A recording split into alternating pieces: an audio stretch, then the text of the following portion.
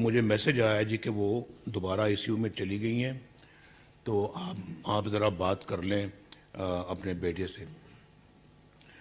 मैंने कहा बात तो अब जेल में जाके ही हो सकती है। जो अडयाला जेल में चले गए, तो अडयाला जेल में वो सीधा सुप्रीम के कमरे में, उसके बाहर ही गाड़ी रुकती थी, तो वहीं हम उतर के तो उसके कमरे में मैं गया। तो उसके कमरे में जाके, तो ये जेल में ये भी थी, लेकिन ये चूँकि इस मुकदमे में कोर्ट में नहीं गई, तो ये वहीं जेल में थी। तो वहाँ जाके तो मैंने सुप्रीम को कहा कि मुझे मेरी बात करा दें, ये वाक़या हुआ है और मैं जो है वो मुझे पता लगा है कि उनकी तबीयत फिर नासाज हो गई है, तो मैं बात करना चाहता हूँ, आप मेरी बात करा दें। तो उसने कहा जी हम तो बात नहीं करा सकते। मैंने कहा ये एक बहुत ही इंसानी हमदर्दी वाला मामला है, इमरजेंसी है, अगर आप बात करा देंगे तो आपको किसने नौकरी से बाहर निकाल देना है। आप मेरी बात करा दें और आप कह दें कि जनाब उनकी वाइफ बहुत बीमार एकदम हो गई, तो मैंने बात करा दी, तो आपको कोई आपके खिलाफ कोई एक्शन तो नहीं होगा। 2 फ़ोन लैंडलाइंस पड़ी हुई थी, 2 मोबाइल थे, उसने बात नहीं कराई। मैंने उससे बड़ा इसरार किया, बात नहीं कराई, तो हमें इजाज़त नहीं है। खैर मैं फिर उठ के चला गया वहाँ अपने सेल में, जिस सेल में मुझे रखा हुआ था। तो उसके 2.5-3 घंटों के बाद आके मुझे कहता जी कि आपको एक बुरी खबर सुनानी है, आपकी बेगम साहबा इंतकाल कर गई। तो अब हम आके आपकी बेटी को कहने जा रहे हैं, उनको मैसेज देना है।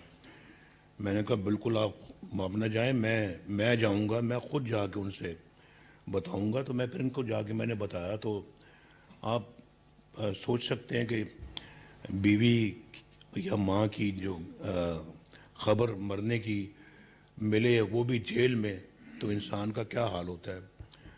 तो वो वहाँ पे मैंने जो शुरू में बात की थी, मैं कभी कभी सोचता हूँ कि शायद मैंने अपनी ज़िंदगी का पता नहीं सही ये फ़ैसला किया या नहीं सही किया कि मुझे उनके पास होना चाहिए था उस वक्त और उनकी तीमारदारी करनी चाहिए थी, और वहाँ मैं मौजूद होता तो शायद मुझे कम से कम मुझे तो सब्र आ जाता कि चले ठीक है, मैंने अपना वक्त पूरा दिया इनको, लेकिन मैं वो भी नहीं दे सका। और यहाँ आके जो है ना जेल चले गए एक झूठे मुकदमे में, जिसका पोल कल खुला है, जिसका पोल कुछ दिन पहले खुला है, कि कितने चाह रहा था, पहले भी आपने सुनी है, लेकिन वो एक बड़ी एक मानी खेज किस्म की दास्तान है जो बार बार मेरी तवज्जो उधर जाती है और मेरे मुंह से ये बातें निकलती हैं, बार बार निकलती हैं। कई दफ़ा मैं सोचता हूँ कि मैं बार बार क्यों बात करता हूँ, लेकिन करनी पड़ती है। ये बातें याद रहती हैं और ज़िंदगी भर याद रहेंगी, ये नहीं भूल सकती। ये वो ज़ख्म है जो कभी भरेंगे नहीं।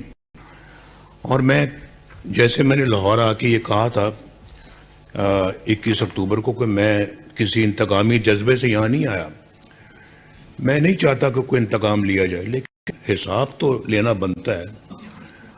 ये तो पूछना चाहिए कि ऐसा किया क्यों इस मुल्क के साथ। मेरे साथ जो हुआ सो हुआ, लेकिन सज़ा, असल सज़ा तो पाकिस्तान के अवाम को मिली है, जिनके लिए आज उस ज़माने की 4 रुपए की रोटी आज 15 रुपए की, 20 रुपए की हो गई, जिनके लिए 50 रुपए की चीनी आज न जाने 150 रुपए की हो गई। उस ज़माने की बिजली आज इतने महंगे बिल हो गए कि बिल अदा नहीं हो सकता। इससे बड़ी सज़ा क्या हो सकती कि हमारे कौम के बच्चे स्कूल ना जा सकें। इससे बड़ी सज़ा क्या हो सकती है कि उनके 2 वक्त का खाना ना मुयसर हो सके। क्या सज़ा इससे बड़ी हो सकती है कि वो बेचारे यही सोचते रहें कि हम इस महीने के अंदर अपने बच्चों की फ़ीस स्कूल की कैसे अदा करें। अगर हमने बिल देना है बिजली का तो फीस नहीं दी जा सकती, और अगर फीस देनी तो बिल नहीं दिया जा सकता, और अगर बिल देंगे तो किराया मकान जो मालिक मकान है वो निकाल के बाहर फेंकेगा। ये हाल है हमारे मुल्क का, कौम का। इस वक्त लाखों लोगों को उस वक्त रोजगार मिल रहा था और करोड़ों गुर्बत की लकीर से ऊपर आ रहे थे, गुर्बत से भी निकल रहे थे। सजा मुझे नहीं मिली, मुझे तो एक फर्द के तौर के ऊपर सजा मिली, हमारे खानदान को मिली, हमारी पार्टी को मिली, लेकिन असल सजा पाकिस्तान के 25 करोड़ अवाम को मिली जो आज रोटी को तरसते हैं। मैंने खुद देखा है वीडियो के अंदर कि रोटी लोग तकसीम कर रहे हैं और 100 खवातीन और बंदों की लाइनें लगी हुई हैं सिर्फ रोटी लेने के लिए, मुफ्त। पहले ऐसे मंजर कभी नहीं हमने देखे थे, लेकिन आज देख रहे हैं। अगर आप चाहें तो मेरे फ़ोन पे है, ऐसे मैं वीडियोस संभाल के रख लेता हूँ, कभी कभी देखता भी हूँ, अपने आप को यह एहसास दिलाने के लिए कि ये हमारी कौम का हाल हो चुका है और हमने मिल के इस कौम को इस हाल से बाहर निकालना है। ये याद रखने के लिए और ये अपने आप को सबक सिखाने के लिए, अगर कहते हैं तो मैं वो स्क्रीन पे मैं वो सीन्स आपको अभी दिखा सकता हूँ। ये अमलन हमारे मुल्क और हमारी कौम का हाल हो गया है। तो मैं वो बात कर रहा था कि मैं वहाँ जब वो दोबारा क्लैप्स कर गई, आईसीयू में गई, तो मैं कोर्ट में था। वहाँ एक कोर्ट में तो मुझे सज़ा हो गई थी, उसी की सज़ा में भुगत रहा था। दूसरा मुकदमा जिससे कल बरियत हुई है, उस केस में मैं नैब कोर्ट में था। मुझे बताया गया, फ़ोन आया कि जी वो आप तो बात में मेरे जो कि कोर्ट में बात नहीं हो सकती थी, कि मुझे मैसेज आया जी कि वो दोबारा आईसीयू में चली गई हैं, तो आप ज़रा बात कर लें अपने बेटे से। मैंने कहा बात तो अब जेल में जाके ही हो सकती है। जो अडयाला जेल में चले गए, तो अडयाला जेल में वो सीधा सुप्रीम के कमरे में, उसके बाहर ही गाड़ी रुकती थी, तो वहीं हम उतर के तो उसके कमरे में मैं गया।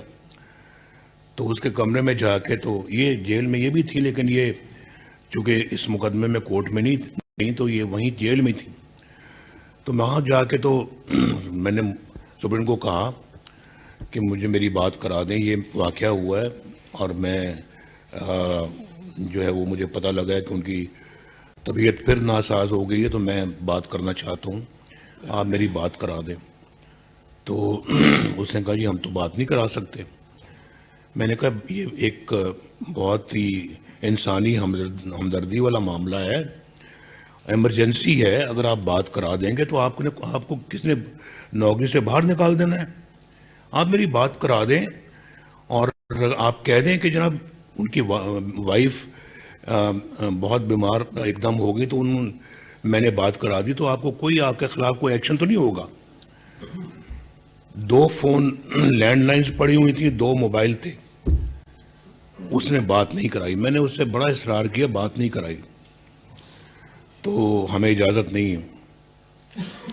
खैर मैं फिर उठ के चला गया वहाँ अपने सेल में, जिस सेल में मुझे रखा हुआ था। तो उसके 2.5-3 घंटों के बाद आके मुझे कहता है जी कि आपको एक बुरी खबर सुनानी है, आपकी बेगम साहबा इंतकाल कर गई। तो अब हम आके आपकी बेटी को कहने जा रहे हैं, उनको मैसेज देना है। मैंने कहा बिल्कुल आप न जाएं, मैं जाऊंगा, मैं खुद जाके उनसे बताऊंगा। तो मैं फिर इनको जाके मैंने बताया। तो आप सोच सकते हैं कि बीवी या माँ की जो खबर मरने की मिले, वो भी जेल में, तो इंसान का क्या हाल होता है। तो वो वहाँ पे मैंने जो शुरू में बात की थी, मैं कभी कभी सोचता हूँ कि शायद मैंने अपनी ज़िंदगी का पता नहीं सही ये फ़ैसला किया या नहीं सही किया कि मुझे उनके पास होना चाहिए था उस वक्त और उनकी तीमारदारी करनी चाहिए थी, और वहाँ मैं मौजूद होता तो शायद मुझे कम से कम मुझे तो सब्र आ जाता कि चलें ठीक है, मैंने अपना वक्त पूरा दिया इनको, लेकिन मैं वो भी नहीं दे सका। और यहाँ आके जो है ना जेल चले गए, एक झूठे मुकदमे में जिसका पोल कल खुला है, जिसका पोल कुछ दिन पहले खुला है, कि कितना बड़ा फ्रॉड था, ये कितना बड़ा जुल्म था, और निकालना एक अकामे पे वज़ीर आज़म को, फिर उसके ऊपर मुकदमे दायर करने झूठे, वो भी उसी बेंच का ऑर्डर था कि इसके खिलाफ मुकदमे किए जाए, नवाज शरीफ के खिलाफ। ये नैब का अपना फैसला नहीं था, नैब को ये हुक्म सुनाया गया था, और उसके बाद फिर जज बिठा दिया। जिस जज ने मेरे खिलाफ फैसला सुनाया था, उस जज को बिठा, जस्टिस एजाजुल हसन को मॉनिटरिंग जज लगा दिया कि जी आप बैठें और आप सुपरवाइज करें सारे मुकदमे को, कार्रवाई को, और आपने मतलब ये है कि जी आपने इंश्योर करना है कि नवाज शरीफ को सज़ा होगी, और जल्दी से जल्दी होगी। वीकेंड्स पे भी कोर्ट लगा करेगी। इतनी जल्दी थी सज़ा सुनाने की कि वीकेंड्स में भी, और जज को छुट्टी भी लेने से मना कर दिया गया कि आपने ये काम करना है। ये इतनी बड़ी साजिश है इस मुल्क के खिलाफ जिसका आप अंदाज़ा नहीं कर सकते। ये इसलिए मैं बार बार ये बात करता हूँ, मैं कहता हूँ जी कि ये पाकिस्तान के खिलाफ और 25 करोड़ अवाम के खिलाफ ये एक्शन हुआ है, ये साजिश है, और 25 करोड़ अवाम को इसका नोटिस लेना चाहिए, पूरा नोटिस लेना चाहिए। मैं किसी इंतकामी जज्बे से ये बात नहीं कर रहा, लेकिन ये मामला बहुत सीरियस है। वो कौन लोग हैं जिन्होंने ये काम किया और क्यों किया, वजह पता लगनी चाहिए। मैंने तो जनरल बाजवा के खिलाफ कोई साजिश नहीं की, कभी नहीं की, ना मैंने कभी जनरल राहिल शरीफ के खिलाफ कभी साजिश की है, ना कभी किसी और के खिलाफ कभी कोई साजिश की है। हमने तो अपना काम किया है, हमने तो सड़कें बनाई हैं, मोटरवेज बनाई हैं, बिजली की लोड शेडिंग को ख़त्म किया है, एटमी धमाके किए हैं, दिफा को मजबूत किया है। ये JS-17 जो पाकिस्तान बनाता है फाइटर प्लेन, इस मुआहदे पर मेरे दस्तखत हैं, उस पर चाइना के वज़ीर आज़म के और मेरे मौजूदगी में ही हमने एग्रीमेंट साइन किया वहाँ पे।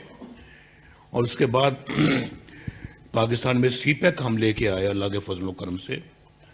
पाकिस्तान की तरक्की 6.3 पर लेके आए।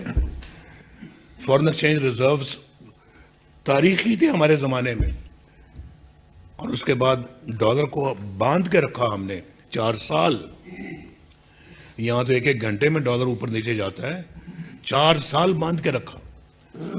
ये बैठे हैं जिन्होंने ये काम करके दिखाया है, डार साहब, पूछे इनसे कि पाकिस्तान की तरक्की। और फिर हमने IMF को खुदा हाफिज कहा।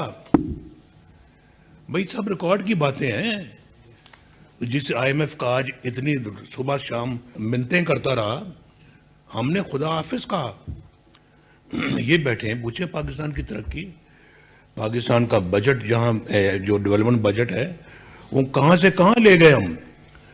आपके इलाकों में जो सड़कें बनी हैं, जो मोटरवेज बनी हैं, 10-10 घंटे का सफ़र आज 3-3 घंटे में हो गया अल्लाह के फजल करम से। वो ऐसे ही हो गया, डिलीवर किया अल्लाह के फजल से हमने। और सब्जियां सस्ती, चीनी सस्ती, आटा सस्ता, घी सस्ता, गोश्त सस्ता, भाई हर चीज सस्ती। महंगाई कम से कम लेवल पे थी। हमारे जाने के बाद महंगाई को दुगना तिगना चौगना कर दिया। यानी चौगना क्या, यानी कि कीमतें कंट्रोल में नहीं रही। और पाकिस्तान के अवाम को ये सबसे बड़ी सज़ा पाकिस्तान के अवाम को मिली। ये है वो सज़ा।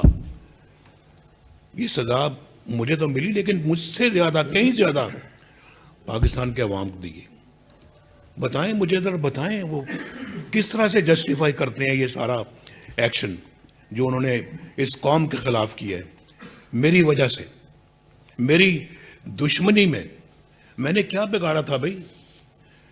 मैंने क्या बिगाड़ा था वो उस बेंच का, जिस बेंच ने ये सिसलिन माफिया भी कहा, और ये भी आपको पता होना चाहिए कि उनमें से एक